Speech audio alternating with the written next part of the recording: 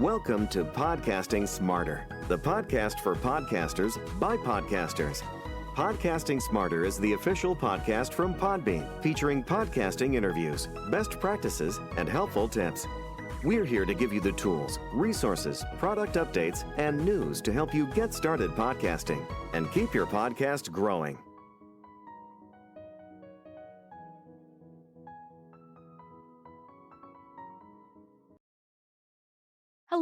Hello, everyone. Hello, and welcome to our October Storytelling Podcast Week live event. My name is Norma Jean Belenke. I'm the head of events here at Podbean. And we're so lucky we're joined today by Gemma Serenity, a real talk, real women, breaking the silence around abuse, a phenomenal podcast. And we're going to dive into Gemma's journey, how the show empowers survivors, and her story. So stay tuned. I'm going to read our brief intro, and here we go.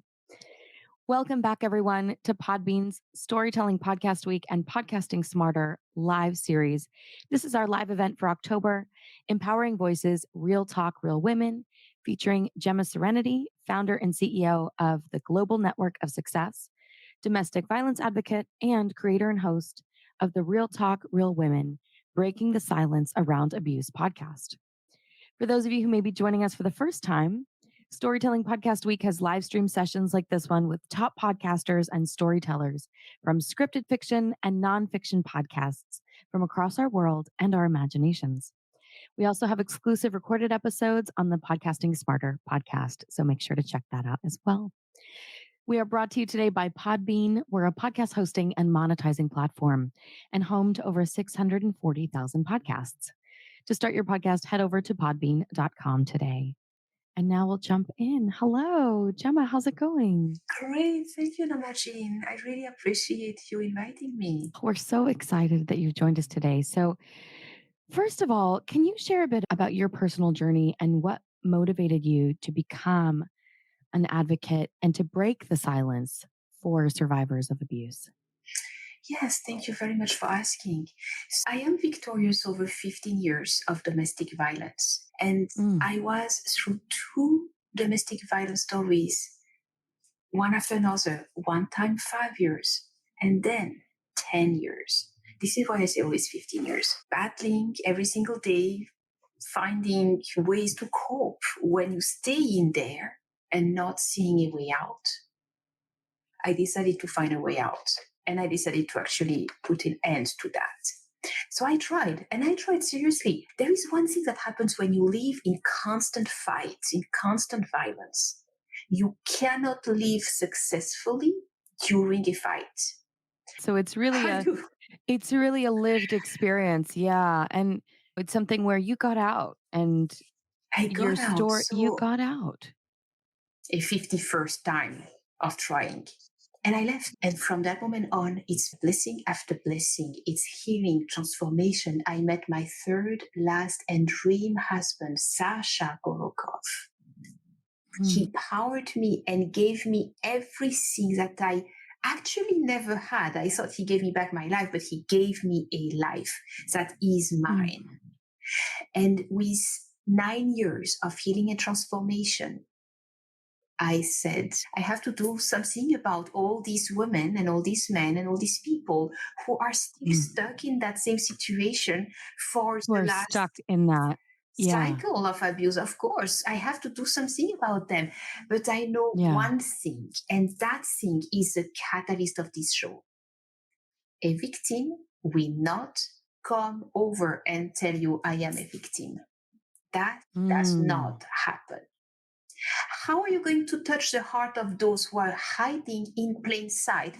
It's a person who looks absolutely normal and great, sometimes a little bit tired, but is actually going through hell at home. Yeah, it's a silent situation. Yeah. And that makes so much sense in terms of breaking the silence, because once you speak up about these things, you can address them, you can heal them, you can move into a healthier place, both physically and emotionally. But the weight of that and how, obviously there's social impact as well. People feel shame, that kind of thing.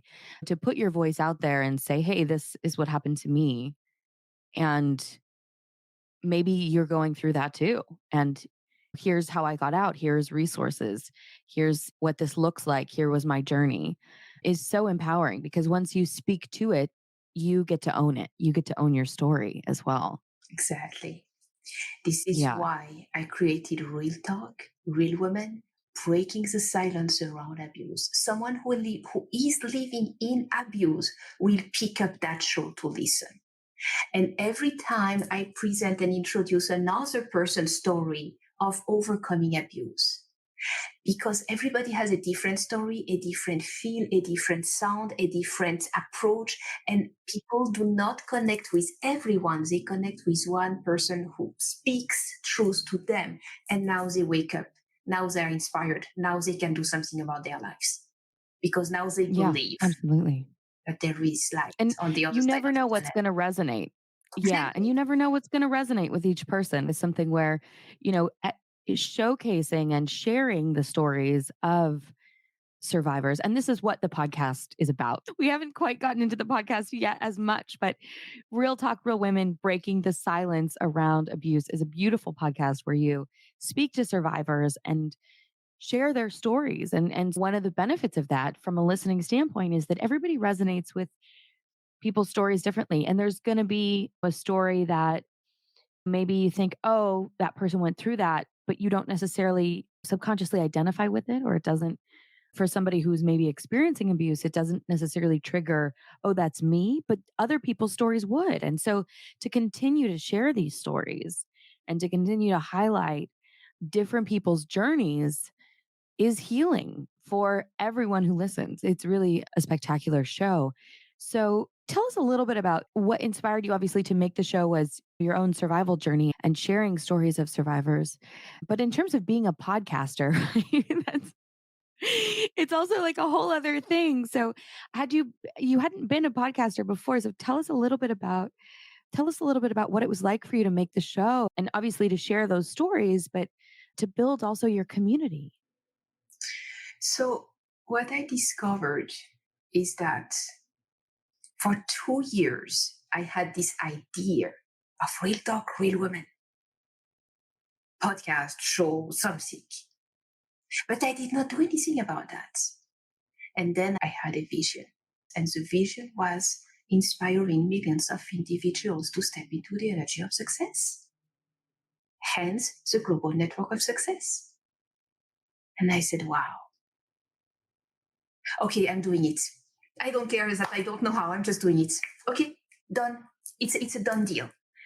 How do you go about being a done deal when you have no idea what to do? I decided that I would actually get guests on my show who have prevailed over abuse and get their stories out. And it would be Real Talk, Real Women, Breaking the Silence Around Abuse. The name was so self-evident because of my story. And then the first person I got an intro call with telling her, that's my plan. I'm doing that. Do you want to participate? And she said, that's amazing. Let me connect you to a huge Facebook community full of potential guest speakers. Sure. Wow. Thank you. Wow. Yeah. So I went there and said, hey, who wants to be on Real Talk Real Women? 70 people said, I am one. I am one. I am one. So my 70 first episodes were just coming from there. So then it's a question of CRM, it's a question of management, it's a question of organization, of calendar, of managing the entire things. The other thing that was also a blessing, I mentioned that to another person who was actually selling something on Facebook, and there was a cat on it, and we love cats, and we just connected, say, that cat is amazing, not even talking about the office desks that she was selling. And she said, yeah. And then she immediately told us that she is a former podcaster. And I said, can you please tell me how it is and what it entails? Because I'm entering that journey now, and I just don't know anything about that. I'm just going to do it. And maybe you can give me some tips and tricks and direction. She took 2 hours out of her time and she gave me all the essentials I must know as a show host. So I got a masterclass and I got started. Do you remember what she shared with you?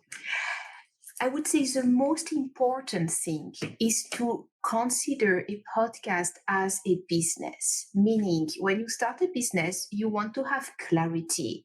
Clarity, who is your audience? What are you sharing? How often?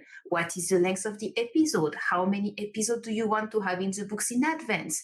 How do you go about monetizing? When? What do you do about that? How do you want to convey the message? What do you allow? What do you not allow? That kind of things. And I was there, decide how many times a week. Okay. Have enough episodes already recorded before you get started. You don't want to be like so short that you don't have any episodes anymore. Okay. I did not think about all of that. I was just like, okay, I'm doing it. So with that kind of advice, and it's high level, real advice that is valid for any business for that matter, and podcasting as well. And that was enough to put me on my way. On your path. Yeah. And I think it's something with podcasting where going into it knowing, hey, this is going to be a bit of work, right? I'm super excited.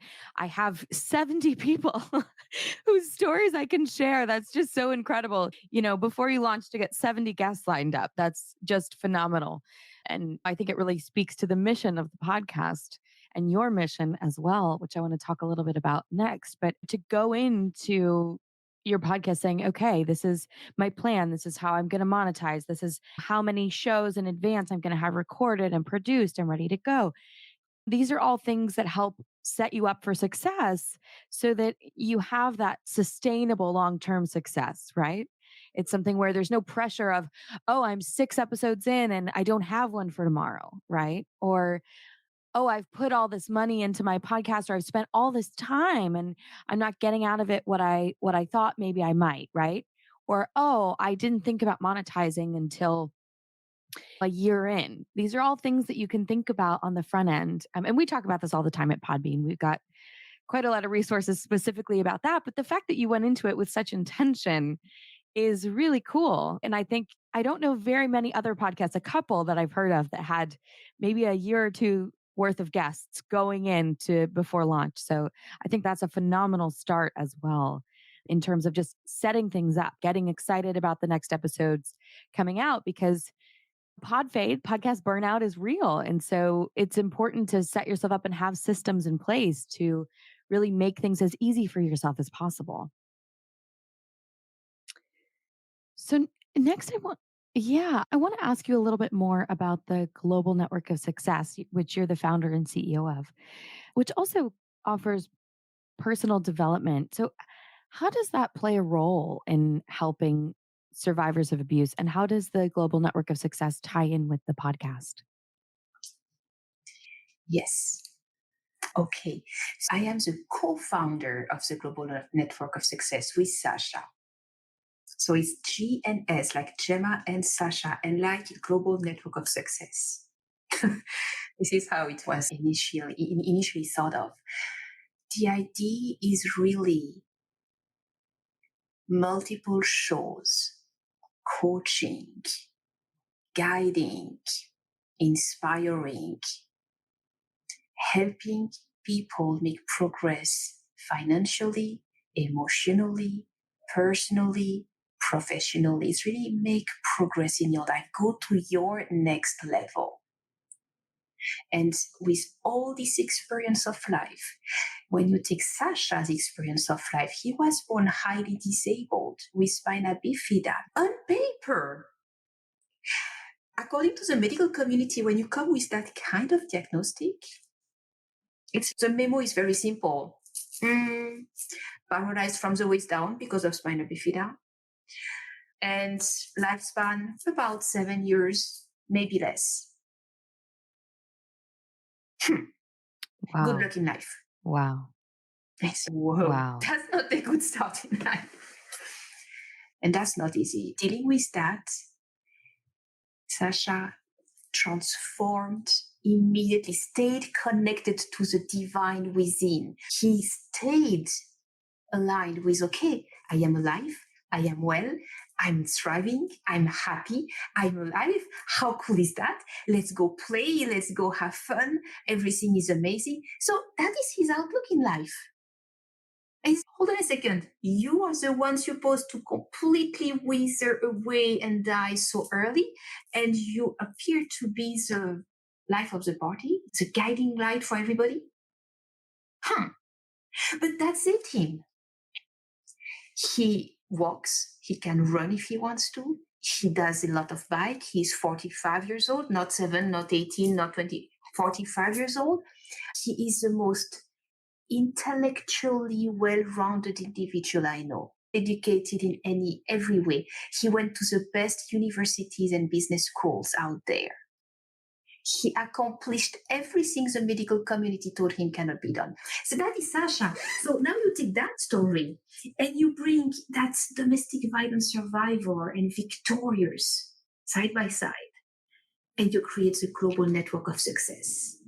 That is the origin point. And what we do, we keep on giving through podcasting, through media, through broadcasts, through coaching, through inspiring, through speaking, through books. We have books out there too, From Victim to Victory, a leadership journey. That is Sasha's book. Mine is Dream Dare Do, from domestic violence to the mission to help and inspire millions of individuals to step into the energy of success. I know it's a long title, but it says it all. No, it sounds like you guys have both, you're very mission driven together to really inspire people and offer stories and tools and resources for how to empower yourself from a place of disempowerment, right? Or from, whether it's internal or whether it's society telling you what you can't do. So that makes a lot of sense. And October is Domestic Violence Awareness Month. I want to ask you, and we talked about this a little bit, but why is it crucial to have open conversations about domestic violence? And what role can everyone play in raising awareness? There is one thing that happens when you break the silence around abuse. You empower the person who is abused to start her path toward recovery of her identity, not the one that is crushed, but her true identity, her divine identity.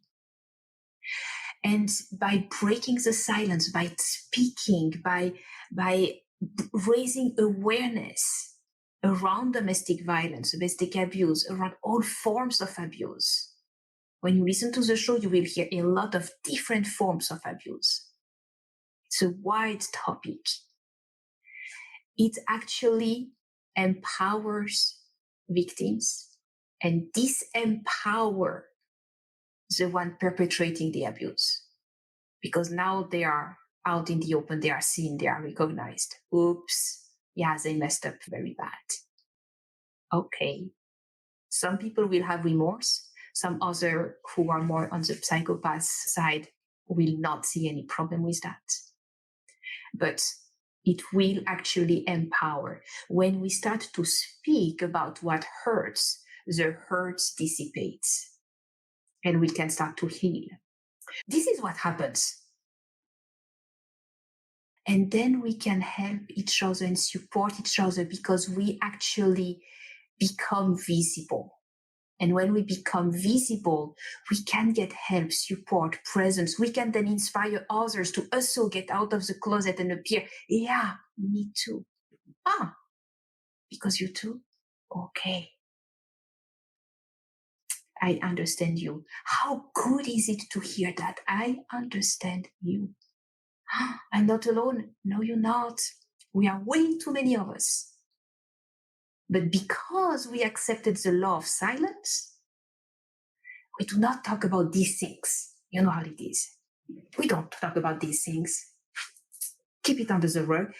Believe me, as long as you keep it under the rug, it keeps on festering and it keeps on creating havoc in your life because subconsciously you keep on being in survival mode.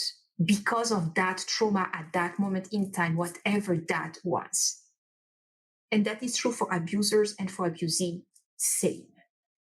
So by speaking up, raising awareness, giving a voice, transmitting the evidence by your testimonial that it did happen, the unthinkable did happen, is okay, is to speak about it and to tell the truth as it is. Some people will just go and not hear anything because they cannot hear the truth because it hurts them way too much. So they will just like turn a blind ear, a deaf ear, and move on.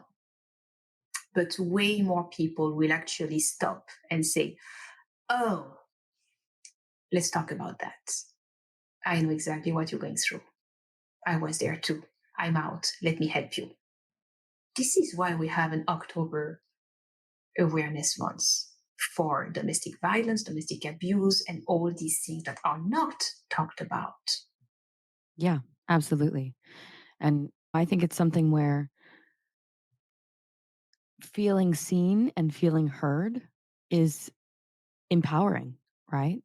To know that no matter what you've gone through, or however horrible it was, that you're not alone and that other people made it through. Not only did they make it through, but they're going to share how, and you can reach out to them. And it really provides that human experience of validity for your own experience, right? Of not only are you seen, but your experiences are valid. Your lived experience is valid. Your trauma is valid, right? It's something where, that acknowledgement a lot of the time, I think, is such a big part of the healing process, right? Because you can't heal from something that you're still holding on to, right? Your hands are still going to be clasped. You have to let it go. And in letting that go, and there's an opening there of releasing shame. I think that's really important. And I want to ask you next a little bit about a lot of people, like you were saying, a lot of people turn a deaf ear, or it's too much for them, or whatever the reaction is. And there's a lot of shame around domestic violence.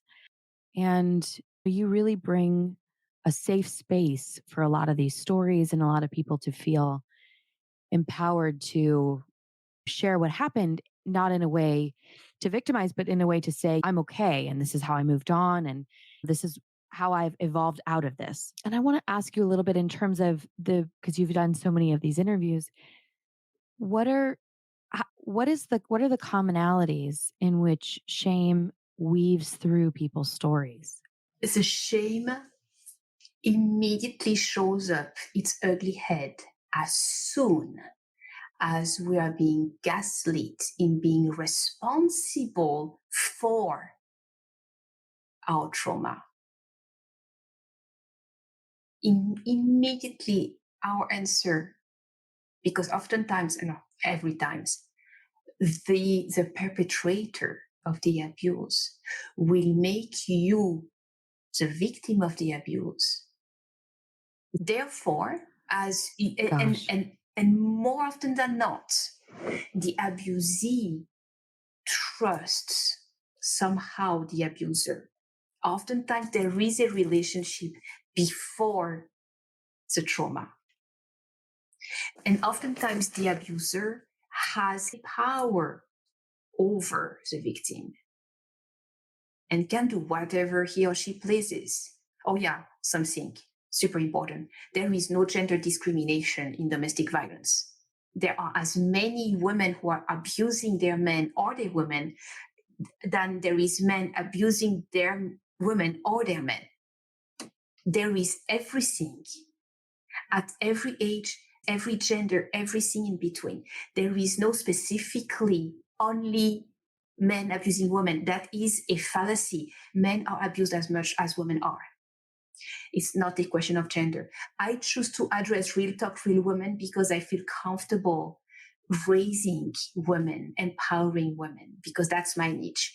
It does not mean that I dismiss men's experience. Quite the contrary. But to come back to that point, that shame is the result of accepting the accusation of gaslighting, which is to say, you victim are responsible. And because you live with that, it becomes extremely difficult from that place called shame to rise up and get inspiration and hear a healthy voice telling you it's not your fault. That person will always blame you for that. However, you are not responsible. What that person did is criminal. You have the right to report. Save yourself, leave, find a way. There are many shelters out there. I know it's not fun to accept to go to the shelter, but you can. It's available for people like you as well.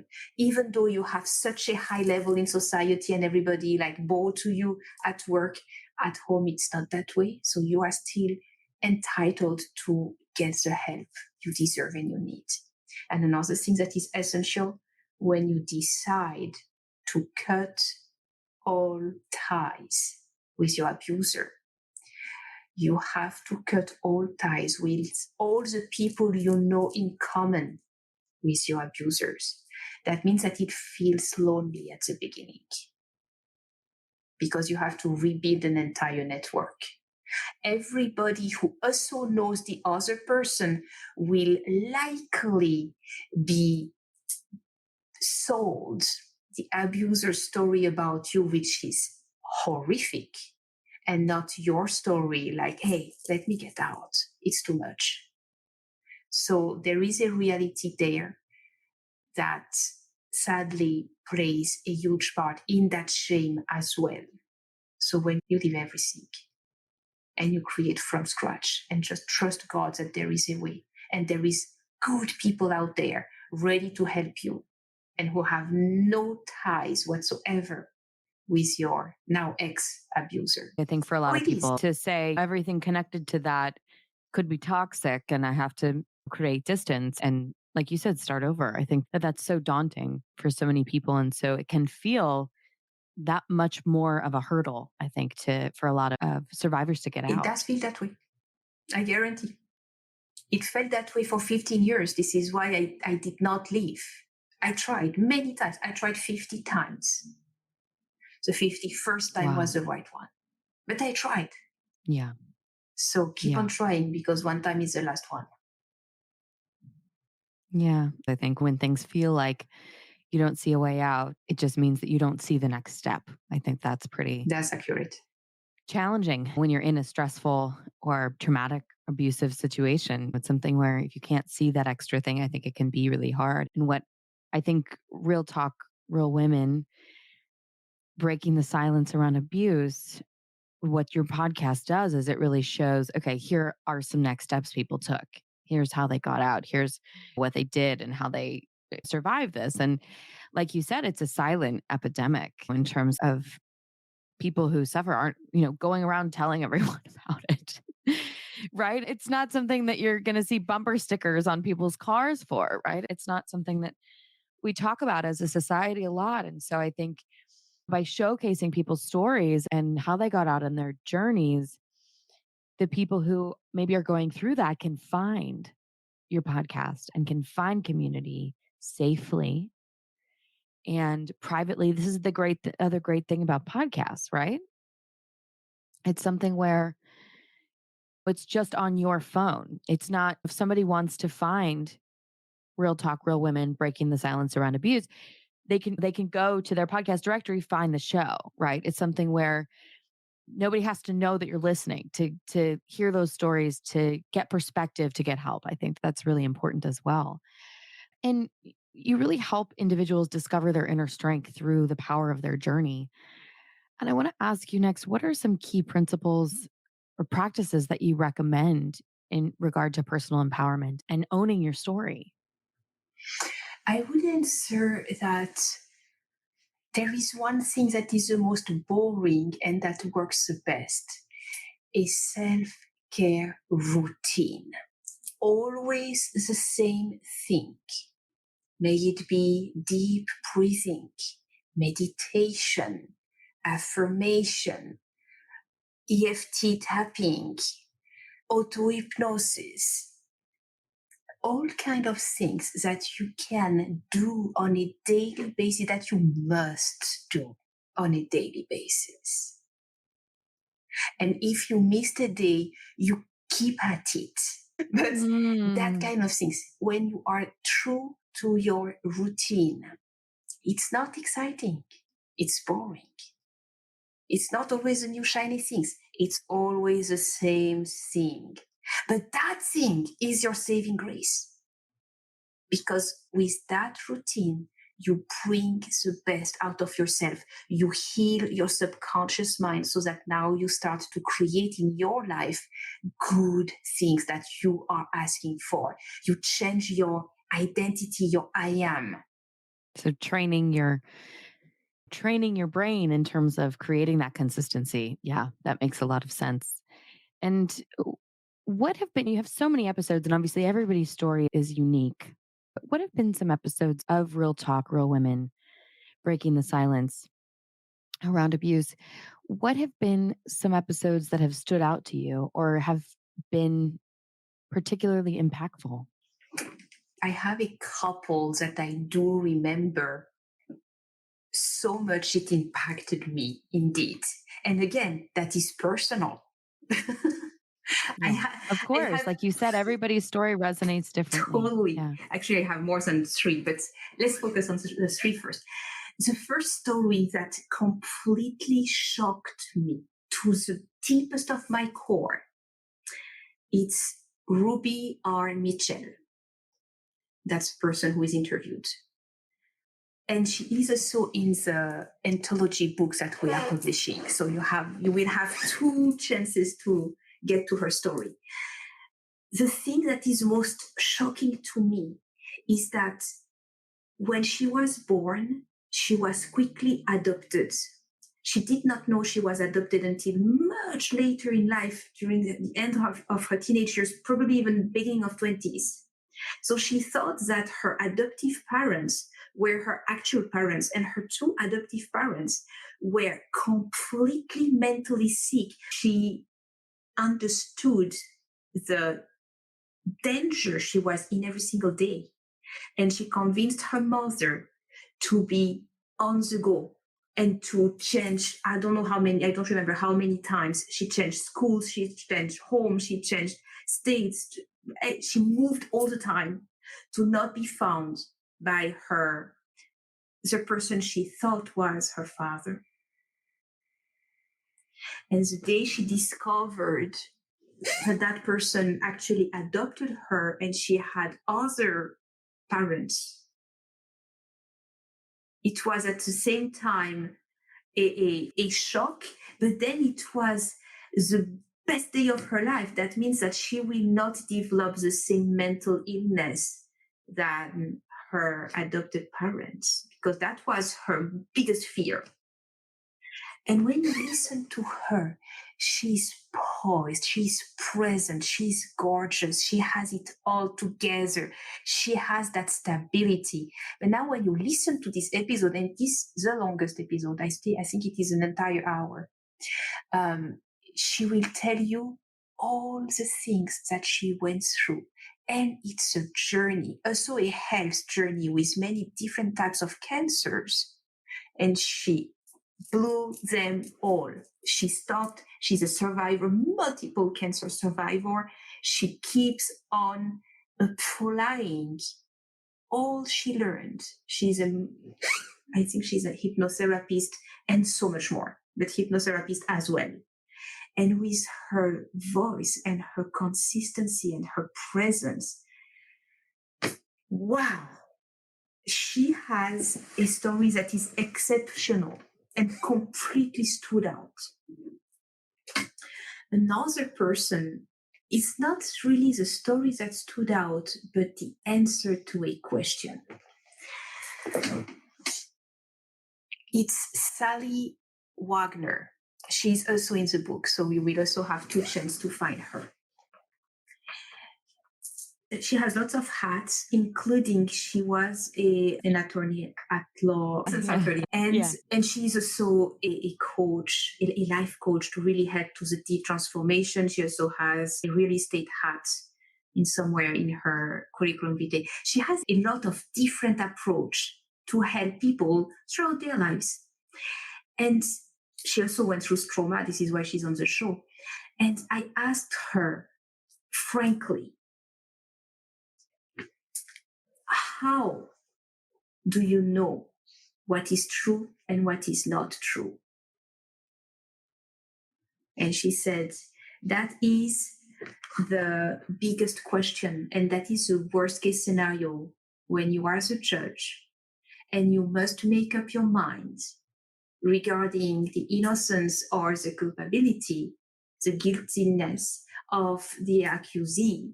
And when you only have testimonials and you have several testimonials of the same series of events, you will see discrepancies all the time. That means one thing. So what can you take out of that? Because that is a fact. Nobody has the same story, the same recollection of the event than another person living the same events at the same time. People have different perception. What does that mean from a subconscious perspective and a personal transformation perspective is that you are allowed to make your brain believe whatever you want it to believe. And remember, you can change the story you remember of yourself. That is the boom, mic drop. I think it's called timeline therapy. When you go back and you change the stories that you remember, your entire body comes, oh, so let me catch up. And now you have a few days, sometimes a few weeks of the body catching up. Yeah, I think it's something also where, being able to change your perspective about it, right? I didn't cause this, but I survived it, I think is also a really big one for people. And just knowing that you're safe to let go of a specific experience, I think is so powerful. Mm-hmm. And like you said, if you haven't been given the space or the container or the permission from yourself to let go of that kind of experience, it stays with you. It does. Yeah. There is one word that I want to upgrade. You heard me say I am victorious over 15 years of domestic violence, and you regularly use for survivors.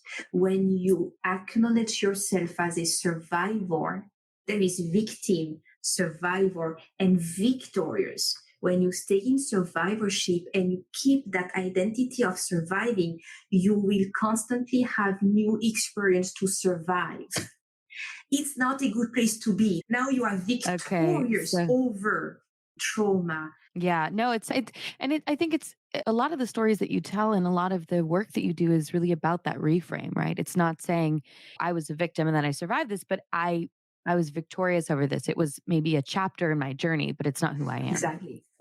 And I think that's a really empowering standpoint as well. And I think that's really the mission of all the work you do, right? Is that empowerment piece to give people the tools to live their life in a way that's self-actualizing, to let go of experiences that didn't serve them in many ways, right? Obviously, with Real Talk, Real Women, Breaking the Silence Around Abuse is specifically about domestic violence and the trauma that ensued. But I think a lot of your work is also so well-rounded in the fact that it's about bridging the gap from where you are, if you're not happy there, to where you want to be in a self-actualized place, which is so beautiful. And thank you so much for taking the time to speak to us today. We've gone over so much and really spoken about the podcast and how you launched the podcast and your plan, and literally launching with 70 interviews lined up, which is incredible. From your story to how you and Sasha co-founded the Global Network of Success, and really the journey and the real mission of the podcast and how it helps victors of domestic violence. So we're so grateful that you have joined us today. And Gemma, I just want to ask you one more question in terms of what everyone can take away from our conversation today. How can the average person, maybe who has experienced domestic violence or who hasn't, or maybe who's adjacent or maybe isn't even aware that they're, because I'm sure we all know someone who's experienced domestic violence, but we may not actually know that we know that, right? Because like we've talked about today, so much, it's such a silent issue. And so how can we all contribute to the mission to break the silence of abuse beyond our conversation today? When anyone, and I really choose to say anyone, tells you that they are hurting, please hear them out, because they are coming out of shame and of silence, and they dare to say the worst they have gone through. That is not easy to do. It's something to train. And when they dare to say, hey, I'm not okay, be a attentive ear and a shoulder where they can lean on. And you will deal with the effect of those news and those things with other people on your end, not with the person who is actually telling you how much they hurt, whatever the hurt may be. Hear them out. Acknowledging and hearing someone who is breaking their own silence is the gift of healing and transformation that you can give at any level. That's so powerful. Yeah. Yeah. Thank you for that. And thank you for the podcast, Real Talk, Real Women, Breaking the Silence Around Abuse. It's a beautiful show. And thank you for creating this work. Thank you so much. Thank you for showcasing. Yeah, I'm going to read our brief outro. I know. I'm going to read our brief outro and then we'll wrap up today. So thank you, everyone. Thank you, everyone, for joining us for this live stream for our Storytelling Podcast Week and Podcasting Smarter live series for our event in October, Empowering Voices, Real Talk, Real Women, featuring Gemma Serenity, co-founder and CEO of the Global Network of Success, domestic violence advocate, and creator and host of the Real Talk, Real Women, Breaking the Silence Around Abuse podcast. For those of you who may be joining us for the first time, Storytelling Podcast Week has live stream sessions like this one with top podcasters from scripted fiction and, like today, nonfiction podcasts from across our world and our imaginations. We also have exclusive recorded episodes on the Podcasting Smarter podcast. If you joined late or want to have another listen to this incredible conversation from today, you can replay this live stream on Podbean's YouTube channel. We are brought to you today by Podbean. We're a podcast hosting and monetizing platform and home to over 640,000 podcasts. To start your podcast, head over to podbean.com today to share your voice. Thank you for joining us and stay tuned for next month's live events. Thank you so much, Gemma.